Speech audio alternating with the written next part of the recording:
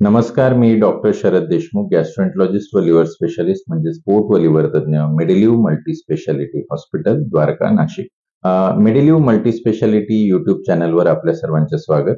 मागील व्हिडिओमध्ये आपण IBS म्हणजेच इरिटेबल बाउल सिंड्रोम याची लक्षणं काय असतात, कारणे काय असतात याबद्दल माहिती मिळवली. या व्हिडिओमध्ये आपण जाणून घेणार आहोत की IBSच्या रुग्णांसाठी औषधोपचार काय असतो, त्यांच्या आहारामध्ये त्यांनी काय बदल करायला हवे आणि त्यांच्या दैनंदिन जीवनामध्ये काय बदल केल्याने त्यांची लक्षणं कमी होतील. तर IBSचा रुग्ण जेव्हा आमच्याकडे येतो त्यावेळेस आम्ही त्याला काही मेडिसिन्स देतो, जसं की अँटीस्पाझमोटिक मेडिसिन्स, यामध्ये सायक्लोपाम वगैरे असतं, जेणेकरून त्याचं जे पोटात दुखणं आहे ते कमी होतं. तसेच जर IBSच्या रुग्णास IBS डायरिया असेल तर मग ते जुलाब कमी करण्यासाठी किंवा अतिसार कमी करण्यासाठी आम्ही अँटी डायरियल मेडिसिन्सचा वापर करतो, जसं की लोपरेमाइड. यानंतर जर रुग्णाला IBS कॉन्स्टिपेशन म्हणजेच बद्धकोष्ठता असेल तर आम्ही काही लॅक्सेटिव्हचा वापर करतो. त्यामध्ये काही हाय फायबर पावडर असतात किंवा लॅक्टुलोज सारखे सिरप येतात. आणि क्वचित काही रुग्णांना जर लक्षणं जास्त असतील तर आम्ही त्याला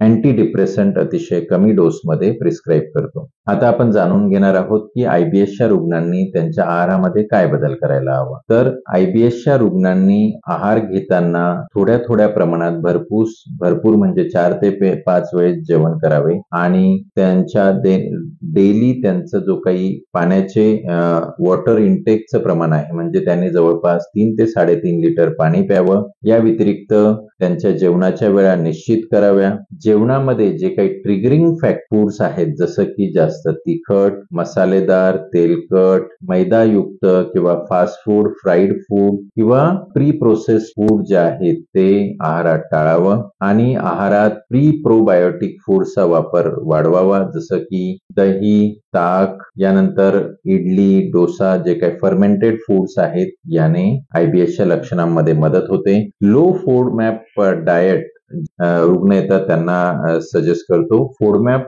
हा एक प्रकारचा कार्बोहायड्रेट आहे, तर जो पचनाला कठीण असतो, तर जे काही हाय फोडमॅप कंटेनिंग फूड्स असतात, जसं की ज्याच्यामुळे ज्यांचं पचन व्यवस्थित होत नाही, त्यामुळे रुग्णाला पोट गच्च झाल्यासारखं, पोटात गॅस झाल्यासारखं वाटतं, तर मग अशा वेळेस आम्ही त्या रुग्णाला ते आहारात तात्पुरत्या स्वरूपासाठी कमी करायला सांगतो, जसं की कोबी, फ्लॉवर, कांदा, लसूण, सफरचंद, आंबा यासारख्या हाय फोडमॅप कंटेनिंग फूड आहेत ते आम्ही आहारात कमी सांगतो. या व्यतिरिक्त जर एखाद्या व्यक्तीला बद्धकोष्ठता असेल तर त्याला हाय फायबर डाएट घेण्यास सांगतो. हाय फायबर डाएट आणि म्हणजेच होल ग्रेन्स जसं की ब्राऊन राईस, या व्यतिरिक्त ज्वारी, बाजरी, नाचणी यापासून बनलेल्या चपाती किंवा भाकरीचा वापर करावा आणि भरपूर फळं व भाजीपाले आहारात घ्यावे, जेणेकरून आपल्याला फायबर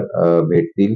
व्यक्तींना IBS आहे अशांनी जेव्हा त्यांना स्टूलला म्हणजे शौचालयाला जाण्याचं सेन्सेशन होतं तर त्यावेळेस ते अटेंड करायला हवं. आपल्या जेवणाच्या वेळा निश्चित करायला हव्या. यानंतर आपण बघणार आहोत की IBSच्या रुग्णांनी त्यांच्या दैनंदिन जीवनामध्ये काय बदल करायला हवे जेणेकरून त्यांची लक्षणं कमी होतील. IBSच्या रुग्णांनी सर्वप्रथम नियमित व्यायाम करायला हवा. जवळपास दररोज 30 ते 45 मिनिटं व्यवस्थित व्यायाम करावा. शांत झोप घेणं गरजेचं आहे. जवळपास 7 ते 8 तास दररोज शांत झोप घ्यावी. आपला ताणतणाव कमी करण्यासाठी नियमित व्यायाम, योगा, काही मेडिटेशन किंवा त्यांना आवडणारा छंद त्यांनी जोपासावा.